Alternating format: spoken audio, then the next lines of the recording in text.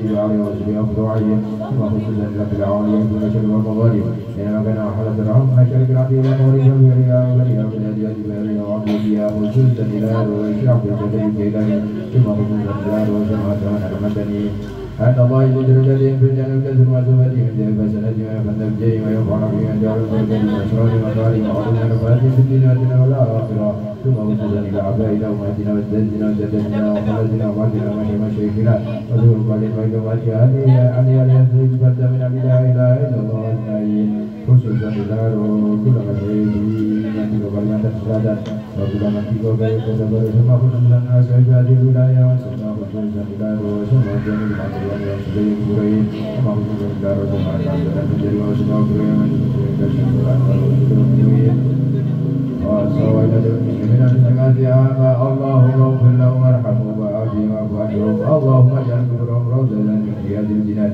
ولا تجعل كفرهم حفظا من حفر النيران اللهم بحق سيدنا محمد ارحمهم ولا تعذبهم اللهم انا نسألك حسن الخاتمة ونعوذ بك من سوء الخاتمة اللهم انا نسألك سلامة في الدين وعافية في الجسد وزيادة في الرزق وتبارك قبل الموت وشهادة عند الموت وغفرة بعد الموت وعفوا عن الحسن ومن من العدو ونسر من الجنة ورزقنا النذر الى وجهك الكريم ربنا تقبل منا انك انت السميع العليم وتب علينا انك انت التواب الرحيم ربنا اتنا في الدنيا حسنه وفي الاخره حسنه وقنا عذاب النار وصلى الله على سيدنا محمد وعلى اله وصحبه وسلم الحمد لله رب العالمين.